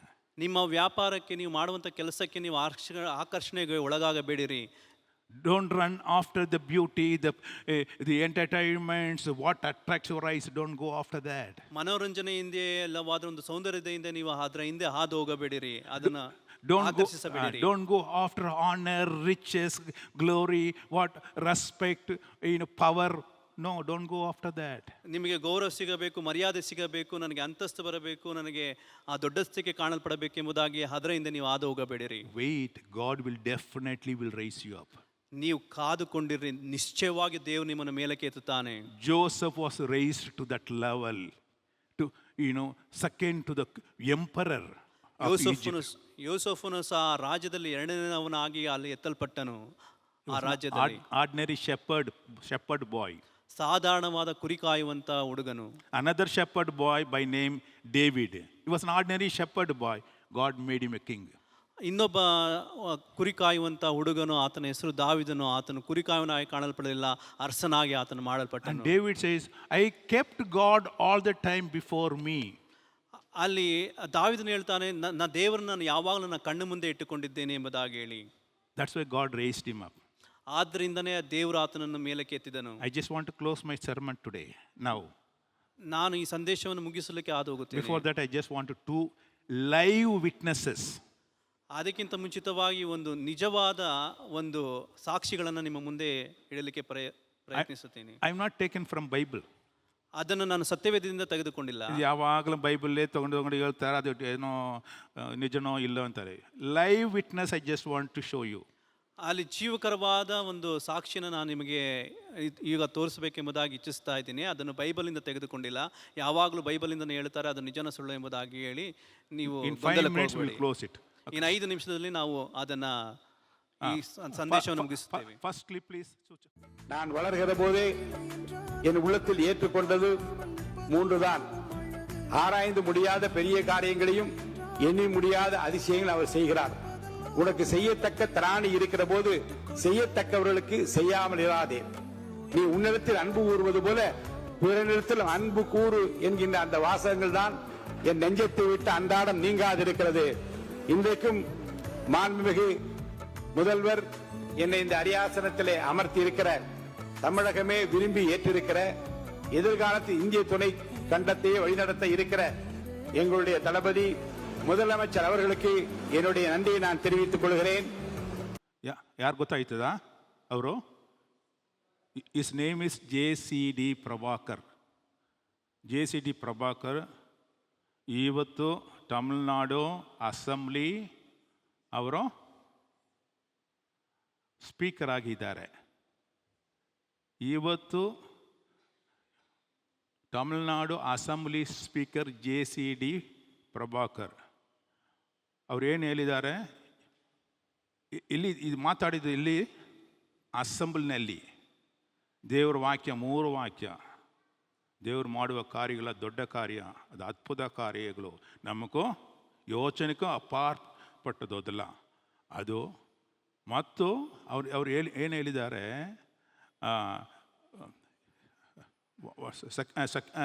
Second one is ನಿನಗೆ ತ್ರಾಣಿ ಇರುವಾಗ, ನಿನಗೆ ಬಲ ಇರುವಾಗ ನೀನೇನು ಮಾಡಬೇಕು, ಒಳ್ಳೆಯದನ್ನು ಮತ್ತವ್ರಿಗೆ ಒಳ್ಳೆಯದನ್ನು ಸಹಾಯ ಮಾಡಬೇಕು. ದೇವರ ವಾಕ್ಯ. ಥರ್ಡ್, ನೀ ಹೇಗೆ ನಿನ್ನನ್ನು ಪ್ರೀತಿ ಮಾಡ್ತೀಯೋ ಆ ರೀತಿಯಲ್ಲಿ ಪ್ರೀತಿ. 3 ವಚನಗಳು ಇಟ್ಟು, ಇದೇ ನನ್ನ ದೇವರು ನನಗೆ ಕೊಟ್ಟ ವಚನ, ಅದರಿಂದ ನಾನು ಅವ್ರು ಯಾರು ಅಂತ ಗೊತ್ತಾಯ್ತಾ? ಆರ್ಡಿನರಿ ಒಂದು ಇವರು ಅವರು செகண்ட் கிளிப்பு போடுப்பா, இது இவருதே. பிரைவேட்டா வந்து நீங்க காடை எவ்வளோ ஹானர் பண்ணி அவருக்கு முக்கியத்துவம் கொடுத்து அந்த ஃபர்ஸ்ட் பிளேஸ் கொடுத்தீங்களோ, காட் வந்து அது உங்களுக்கு வந்து பப்ளிக்கா அவர் உங்களை ஹானர் பண்றாரு நான் பர்சனலா ஃபீல் பண்ணேன் அங்கிள். உங்களோட ஃபர்ஸ்ட் என்கவுண்டர் காடோட எப்போ இருந்துச்சு அங்கிள்? நீங்க எப்படி வந்து கடவுள் பத்தி நீங்க தெரிஞ்சுக்கிட்டீங்க, எப்போ ருசி பார்த்தீங்க? நான் வந்து ரொம்ப சின்ன வயசுலேயே வந்துமா ஒழுங்கா சண்டே கிளாஸுக்கு போவேன். I only request every children must go to the Sunday class regular. நான் அதில் தான் வந்து நான் பெற்ற பயிற்சி. இன்னும் கூட என்னுடைய சண்டே கிளாஸ் டீச்சர் இருக்காங்க, சிசிலியா டீச்சர் அம்பத்தூரில் இருக்காங்க. முதலில் 11 வயதிலேயே ஒழுங்காக சண்டே கிளாஸ் போனதுக்கு பைபிள் தான் பரிசு எனக்கு. அது பத்திரமா வச்சுருக்கேன். தொடர்ந்து பள்ளிக்கூடம் முடிக்கிற வரைக்கும் நான் தான் முதல் 2வது இடங்களில் வந்து நிற்பேன். அவ்வளோ எல்லா கட்டுரையினை எழுத வேண்டிய பைபிள் வசனங்களை சொல்வதாக இருந்தாலும் எழுதுவதாக இருந்தாலும் அதில் ஆர்வமாக நான் செய்தேன். என்ன யார் அவரு? சின்ன வயசுலேருந்தே சண்டே ಸ್ಕೂಲ್ನ ಪಸಂಗ ಯಾರೋ ಸಂಡೇ ಸ್ಕೂಲ್ ಹೋಗೋಣ ಟೈಮ್ ಇಲ್ಲ, ಆಗಲ್ಲ. ಯಾಕೆ ಇಲ್ಲ ನೋಡಿ, ಫ್ರಮ್ ಮಿಸ್ ಯಂಗ್ ಏಜ್, ಚಿಕ್ಕ ವಯಸ್ಸಲ್ಲಿಂದೇ ಅವರು ದೇವ್ರ ಸೇವೆಯಲ್ಲಿ ಇದ್ದರು. ಅದು ಮಾತ್ರ ಅಲ್ಲ, ಅವರು ಅವ್ರ ವೈಫು ಎವ್ರಿ ಮಂತ್ ಕ್ಲಿಪ್ಸ್ ಜಾಸ್ತಿ ಇದೆ, ನಾನು ಹಾಕಿಲ್ಲ. ಅವ್ರು ತೀರ್ಮಾನ ಮಾಡಿದರು, ತಿಂಗಳು ನಾವು ಅವರು ಕೆಲಸ ಮಾಡುವಾಗ ஒரு 50 ಬೈಬಲ್ ಕೊಡ್ತೀನಿ ಅಂತ ಪ್ರಾಮಿಸ್ ಮಾಡಿದ್ರಂತೆ. But 80 rupees that time start ಮಾಡುವಾಗ ಅವ್ರಿಗೆ 50 × 80 4,000 ರುಪೀಸ್, ತಿಂಗಳು 4,000 ರುಪೀಸ್ ಏನು ಮಾಡೋದು? ದೇವರು ಆ ವರ್ಷ ಆ ತಿಂಗಳು ಅವ್ರು ಕೊಟ್ಟರು. ಅದು ಹಂಗೆ ಹೋಗ್ತಾ ಅವ್ರು ಇನ್ನೊಂದು ತೀರ್ಮಾನ, 50 ಆಗಲ್ಲ, ಅದು 100 ಹಾಕೋಣ, 100 ಇಂದು 1000 ಇಂದು 5,000. ಈ ಥರ ತಿಂಗಳು ಅವರ ಹಣ ಕೊಟ್ಟು ಅವರೇ ಬೈಬಲ್ ತಗೊಂಡು ಅವರೇ ಹೋಗಿ ಕೊಡುವುದು. ಅಲ್ಲೆಲ್ಲಿ ಹೋಗಿ ನಿಂತ್ಕೊಂಡು ಯಾರಕ್ಕಾದ್ರು ಬೈಬಲ್ ಬೇಕಾ, ಫ್ರೀಯಾಗಿ ಬೇಕಾ, ನನ್ನ ಹತ್ರ ಇದೆ ತಗೊಳ್ಳಿ ಅಂತ ಡಿಸ್ಟ್ರಿಬ್ಯೂಟ್ ಮಾಡಿದವರು ಇನ್ನೂ ಮಾಡ್ತಾ ಇದ್ದಾರೆ. ಅರ್ಥ ಆಯ್ತಾ? Wait for god, humble your self, then God will raise you up. മത്തായിയുടെ സുവിശേഷത്തിൽ പറയുന്നുണ്ട്, എന്നെ കർത്താവേ കർത്താവേ എന്ന് എപ്പോഴും വിളിക്കുന്ന ഏവനുമല്ല, സ്വർഗസ്ഥനായ എൻ്റെ പിതാവിൻ്റെ ഹിതം നിറവേറ്റുന്ന ഒരാളാണ് സ്വർഗരാജ്യത്തിൽ പ്രവേശിക്കുന്നത്. സ്വർഗസ്ഥനായ എൻ്റെ പിതാവിൻ്റെ ഹിതം അനുഷ്ഠിക്കുന്നവർ എൻ്റെ സഹോദരനും എൻ്റെ സഹോദരിയും എൻ്റെ അമ്മയുമാകുന്നു എന്നാണ് പറയുന്നത്. അതാണ് ആ ദൈവത്തിൻ്റെ ഹിതമാണ് പ്രവർത്തിക്കേണ്ടത്. ക്രൈസ്തവ സന്ദേശം അതാണ്. ഏറ്റവും അയൽക്കാരൻ ആരാണ്, നല്ല അയൽക്കാരൻ ആരാണ്, ഗുഡ് സമരിറ്റൻ ആരാണ് നമ്മളെ സഹായിക്കുന്നത്, ആരെയാണ് നമ്മൾ സഹായിക്കുന്നത്, സങ്കടങ്ങളിൽ, പ്രയാസങ്ങളിൽ, ബുദ്ധിമുട്ടുകളിൽ നമ്മൾ ആരെയാണ് നമ്മൾ ചേർത്ത് പിടിക്കുന്നത്, അതാണ് ഏറ്റവും പ്രധാനപ്പെട്ട കാര്യം. ജീവിതത്തിൽ ഒരുപാട് പ്രതിസന്ധികൾ നേരിടുന്നവരാണ് എല്ലാവരും. സാധാരണക്കാരാവുമ്പോൾ കൂടുതൽ പ്രശ്നങ്ങൾ, അവർ പെട്ടെന്ന് അവരുടെ ആത്മവിശ്വാസം നഷ്ടപ്പെടും. ജീവിതത്തിൽ ചിലപ്പോൾ പ്രതിസന്ധികൾക്ക് മുമ്പിൽ തളർന്നു പോകും, ചിലപ്പോൾ പിന്തിരിഞ്ഞോടും, ചിലർ ആത്മഹത്യ ചെയ്യും. തളർന്നു പോകാതെ പിന്തിരിഞ്ഞോടാതെ എല്ലാ പ്രതിസന്ധികളെയും മറികടക്കാൻ നമുക്ക് കരുത്താകുന്നത്, ആത്മവിശ്വാസമാകുന്നത് വലിയ ദൈവവിശ്വാസമാണ്, അല്ലേ? ആ ദൈവവിശ്വാസം, അവൻ നമ്മുടെ കൂടെയുണ്ട്. നമ്മുടെ വലതുഭാഗത്തായി ഒരു യോദ്ധാവിനെ പോലെ അവൻ നമ്മുടെ കൂടെയുണ്ട്. ഞാൻ മുന്നിലേക്ക് നടക്കുമ്പോൾ എൻ്റെ മുന്നിൽ ഒരു വഴികാട്ടിയെ പോലെ പ്രകാശമായി, ഈ ലോകത്തിൻ്റെ മുഴുവൻ പ്രകാശമായി അവൻ എൻ്റെ കൂടെയുണ്ട് എന്നുള്ള ആ ഉറച്ച വിശ്വാസമാണ് ജീവിതത്തിലെ എല്ലാ പ്രതിസന്ധികളെ നേരിടാൻ. ഒന്നിൽ നിന്നും നമ്മൾ പിന്തിരിഞ്ഞു പോകാതെ, ഒന്നിലും നമ്മൾ തകർന്നു പോകാതെ, എല്ലാത്തിനെയും നമുക്ക് നേരിടാൻ, ഏത് പ്രതികൂലമായ കാര്യം വന്നാലും അതിനെ നമുക്ക് അനുകൂലമാക്കി മാറ്റിയെടുക്കാൻ കഴിയും എന്നുള്ളൊരു ആത്മവിശ്വാസം നമ്മളിൽ ഉണ്ടാകുന്നത് നമ്മുടെ ഉറച്ച ദൈവവിശ്വാസത്തിൽ നിന്നാണ്. അവൻ എൻ്റെ കൂടെ ഉണ്ടാകും. പ്രതികൂലമായ ഏത് സാഹചര്യങ്ങളെ നേരിടാൻ, അതിനെ എനിക്ക് അനുകൂലമാക്കി മാറ്റാൻ അവൻ എൻ്റെ കൂടെ ഉണ്ടാകുമെന്നുള്ള ഉറച്ച വിശ്വാസം.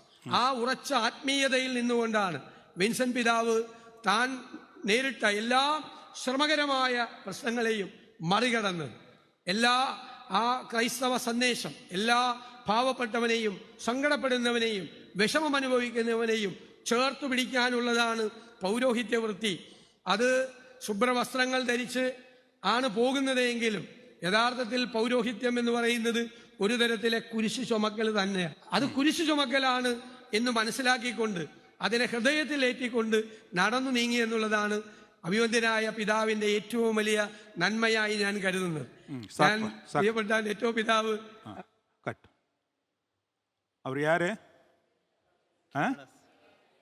Kerala chief minister. ಅವ್ರು ಪ್ರಸಂಗಿ ಅಲ್ಲ, ಪಾಸ್ಟರ್ ಇಲ್ಲ, ಅವರು ಕೇರಳ ಚೀಫ್ ಮಿನಿಸ್ಟ್ರು. ಅವ್ರು என்ன சொன்னார்? இப்போ ಏನು ಹೇಳಿದ್ರು? கஷ்டங்கள், துக்கங்கள், வேதைகள் இதெல்லாம் வந்து நீ சோர்ந்துருக்கும் போது பயப்படாத, உன் பக்கத்தில் யாருக்கு இருக்கு? அவர் முன்னால் போகிறாரு. இதுதான் என்னுடைய விசுவாசம். பாருங்க, அதை தான் நான் ஏற்றுக்கொண்டுக்கிறேன். எந்த ஒரு மனுஷன் whoever listens to the voice of God, he will be raised up one day. Wait, humble yourself in the hand of God. ನೀವು ದೇವರ ಸಮ್ಮುಖದಲ್ಲಿ ದೇವರ ಮಾತಿಗೆ ವಿಧೇಯರಾಗುವಂಥ ಸಮಯದಲ್ಲಿ, ಆತನ ಮಾತುಗಳನ್ನು ಕೇಳುವಂಥ ಸಮಯದಲ್ಲಿ ಒಂದಲ್ಲ ಒಂದು ದಿನ ನೀವು ಮೇಲಕ್ಕೆ ಎತ್ತಲ್ಪಡುತ್ತೀರಿ. ಆದ್ದರಿಂದ ನೀವು ದೇವರ ತ್ರಾಣಾಳ ಹಸ್ತದಲ್ಲಿ ಅಡಗಿಕೊಂಡಿರ್ರಿ. Let's close down in prayer. ನಾವು ಕಣ್ಣುಗಳನ್ನು ಮುಚ್ಚಿ ನಾವು ಪ್ರಾರ್ಥಿಸೋಣ. Heavenly Father, we praise and worship you, Lord, for the wonderful time that you've given us, that, Lord, we gather together to listen to the voice of God today. Thank you, Lord, for the wonderful message you've given. When we have so much of confusion and distraction in this world, today you spoke to us that we listen to your voice rather than listening to others. Yes, Master, many voices tell us to do this, that, and Lord, attracting us towards our livelihood, our food, maybe pleasing to our eyes, and Lord, enriching our life to some glory and honor. But Lord, all that is not going to stand. Lord, help us to humble ourselves. One day, Lord, you will raise us up. Till then, Lord, whatever the path we have to go through, whatever the sufferings we have to go through, whatever the instructions you are given, Lord, help us to follow that alone. And Lord, one day, Lord, definitely, whatever the goal you set for us, the honor and the riches, Lord, you kept for us, will be given to us. Help the people to understand this, not like Adam and Eve falling to the voice of Satan. Lord, in the midst of all these distractions, in the midst of all confusions, help us to obey your voice alone. Bless your people. In Jesus' precious name I pray. Amen. ನನ್ನ ಮನವೇ ಯೆಹೋವನ ಕೊಂಡಾಡು, ನನ್ನ ಸರ್ವೇಂದ್ರ ಪವಿತ್ರ ನಾಮಕ್ಕೆ ಕೀರ್ತಿಸಿರಿ. ನನ್ನ ಮನವೇ ಯೆಹೋವನ ಕೊಂಡಾಡು, ಆತನು ಮಾಡಿದ ಉಪಕಾರಗಳಲ್ಲಿ ಒಂದನ್ನು ಮರೆಯಬೇಡ. Amen. Hallelujah, hallelujah, hallelujah. God bless you all. ದೇವರೆಲ್ಲರನ್ನು ಆಶೀರ್ವದಿಸಲಿ. ಆಮೀನ್, ಆಮೀನ್.